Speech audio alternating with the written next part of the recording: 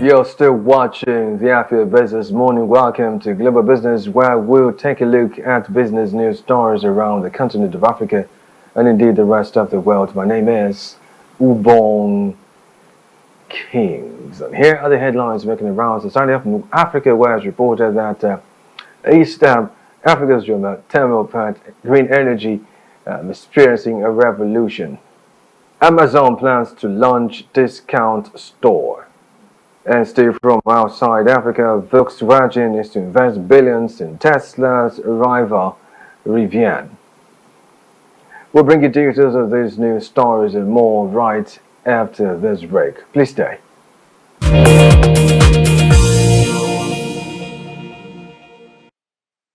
You're watching Global Business right here on the After Business Morning, and let's jump right into our stories. And we begin from Africa, where it's reported that a China-backed pipeline that would make Niger an oil exporting country is being threatened by an internal security crisis and a diplomatic dispute with neighboring Benin, as both as a result of last year's coup that toppled the West Africa's nation's democratic government.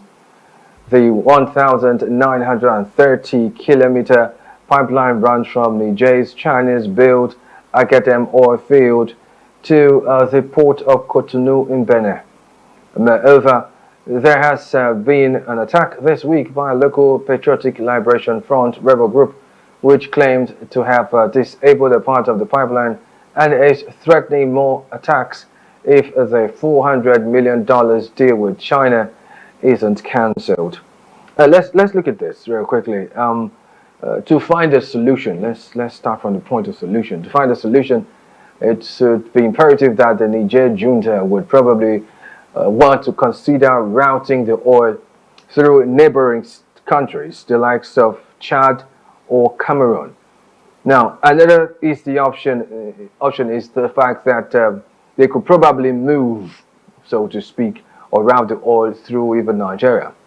Now, interestingly, funny enough too, these alternatives had already, so to speak, been considered at the start of the whole of this initiative or project before the elected Nigerian authorities opted for the Jews of Benin Republic. Now, the moral of the story is simple.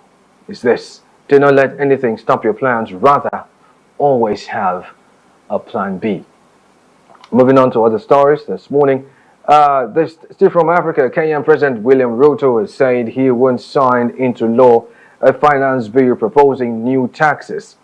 A day after protesters stormed Parliament and several people were shot dead, it was the biggest assault on Kenya's government in decades. The government wanted to raise funds to pay off debt, but Kenyans say the bill caused more economic pain as millions struggled to get by. The chaos led to government to deploy the military, and Ruto called the protesters' actions treasonous. The president now says the bill has caused widespread dissatisfaction, and he has listened and conceded. Although it's a major setback for Ruto, who came to power vowing to help Kenyans cope with the rising cost, but he has seen much of the country led by the youth unite in opposition to his latest attempt at reforms. Now, there is an aspect of this story that pretty much resonates with me and pretty much Nigerians, if you may. The fact that the Kenyan government wanted to raise funds to pay off debt, but Kenyans say the bill is causing more economic pain as millions are struggling literally to get by. And now, does this sound familiar in any way to Nigeria? No. The president did say eventually that the bill caused widespread dissatisfaction, and he has listened and conceded. Doesn't that also remind you of the cybersecurity levy saga which we had here in Nigeria as well? Also, why does it always appear that most governments of the world would rather choose taxation, the easy way, of course, of taxing its citizens, rather than be deliberate about activities that can engender economic activities and boost exportation and pretty much woo foreign direct investments? Why is that always the first option? I rest my case. Moving on to other stories making the rounds right here. And this time around, we're moving outside Africa to the world of tech, where it's reported that Amazon is planning to launch a new section on its site dedicated to low-price fashion and lifestyle items that will allow Chinese sellers to ship directly to US consumers. The storefront, announced at an invite-only conference for Chinese sellers, would mark Amazon's most aggressive attempt yet to fend off growing competition from e-commerce upstarts like Temu and Shein, which both have ties to China, the world's second largest economy. Amazon's storefront will feature a range of unbranded items, many priced under $20, according to a presentation to Amazon sellers. A mock-up of the storefront showed a gua shui facial massaging tool, arm weights, and phone cases, among other items for sale. Now, what can I say? This is simply business at its best. I say so because if you look at that story, this new section launch by Amazon on its site is, listen to this, is dedicated to low-price fashion and lifestyle items that will allow Chinese sellers to buy to ship directly to US consumers. Now, this is more or less giving the Chinese peers a run for their money. When I say Chinese peers, I'm talking about the other brands, Temu and Shein, which have direct ties to China. Now, this is usually done either by, like in this case we just saw now, either by selling less or at least the same price range to have a pie of the Chinese low-price fashion lifestyle items market. It may interest you to know, really, real quickly, that this is a very deliberate venture, marking Amazon's most aggressive attempt yet to fend off growing competition from the upstarts, the e-commerce upstarts I talked about, Temu and Shein, which both, like I did say, have ties, direct ties to China, which happens to be at the moment the world's second largest economy. Like I said, this is just business. And I rest my case. We'll take a short break, and you're still watching Global Business right here on the Afia Business Morning. Too well to join in on this conversation and indeed other conversations on our new YouTube channel. You can do well by going to, or rather typing in the search bar, youtube.com/@Afia Business. And while you're there, do well to hit the like button and subscribe for notifications on all business-related content. Coming up next, a few more business news stories from the rest of the world right after this break. Please stay.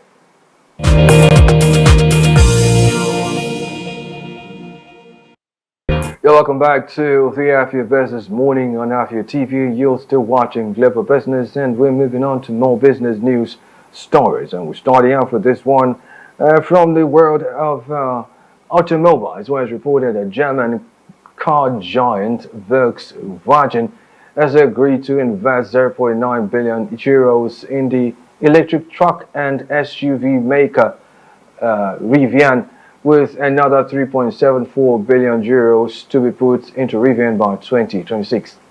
Rivian, which was founded in 2009, has not yet posted a quarterly profit, whereas in the first 3 months of 2024, the company saw a net loss of more than $1.4 billion.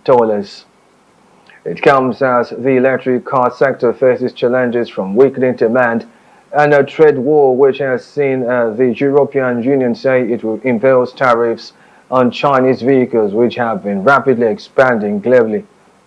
A month-long investigation by the European Commission found that Chinese electric vehicles companies had been unfairly subsidized. Now, hold up real quickly. Let's look at something very critical here. And that has to do with a few things that jump right at me in this particular report. Now, the first thing is the said company, Rivian, which was founded in 2009, saw a net loss of more than $1.4 billion. Number two is the fact that the electric car sector faces challenges from weakening demand and a trade war. Remember that? Kindly also recall that the European Union says it will impose tariffs on Chinese vehicles which have been rapidly expanding globally. And this, to a huge extent, has affected the degree of purchase, so to speak, business climate generally of the electric vehicle manufacturing in the European community. And that, to a large extent, could affect how businesses work or how businesses don't work with reference to electric vehicle manufacturing.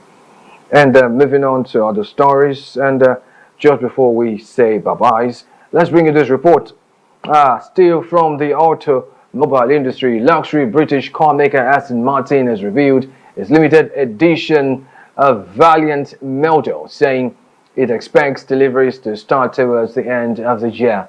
Aston Martin has unveiled its new Valiant sports car designed in partnership with Spanish racing driver and two-time world champion Fernando Alonso. The cars, of which three were there only 38 in the world, are thought to cost around £2 million per unit, excluding tax in the UK.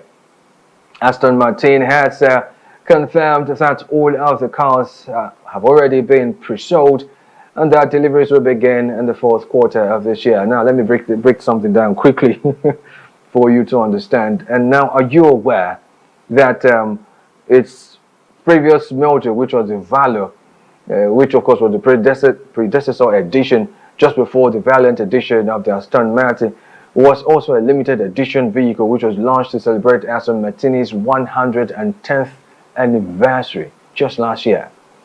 Also, to celebrate 110th anniversary, I'm interested to know that they produced 110 cars which had an estimated value of more than 1.4 million euros. They all sold out just within 2 weeks. 2 weeks. Now, this modern Valiant model, this modern one, features all carbon fiber bodywork and is powered by a 5.2-liter twin turbo V12 engine. Now, this means that this is a fossil fuel powered super race car, and it's not even electric. Now, the question is, why go ahead to go build such luxury and functionality as a fossil fuel powered vehicle? Whatever happened to the almost overwhelming drive of the electric vehicle revolution? And guess what? These vehicles will sell in less than 2 weeks after its launch. Yeah, I rest my case. And in the attempt to end this bulletin, let's tell you that Spain is the world's leading producer and exporter of olive oil, but its cost for shoppers has risen dramatically because of inflation and long-term drought that has decimated supplies. Spain is to temporarily abolish the sales tax on oil, and olive oil rather, to help consumers cope with soaring prices, the Spanish government had said. The price of olive oil has shot up by 272% since September 2020. This according to Spain's Agricultural Ministry. Now, let's look at something very critical now, and just for sake of emphasis, a few things I want to point out. Let's start with the pricing. The price of olive oil shot up by 272%, and a 5-liter bottle of olive oil from a Spanish supermarket can cost more than 50 euros. Let's look at that. Let's analyze that a little bit. That is an approximate of 82,182 naira for a 5-liter bottle of olive oil. Take note of that. 82,000. That's if we're looking at the exchange rate of 1,643 naira 64 kobo to an euro. Now, that's some super inflation, if you ask me. Super duper inflation.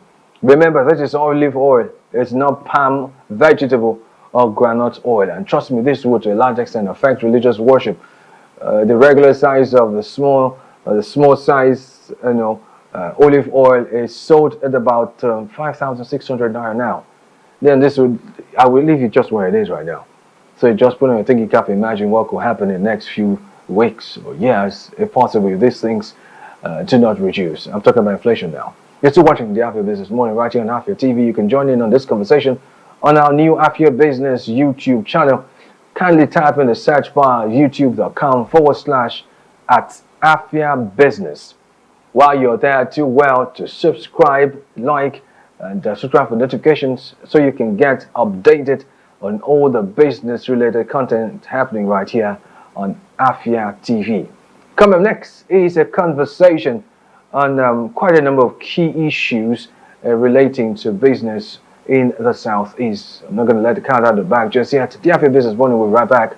My name is Ubong Kings. Stay tuned.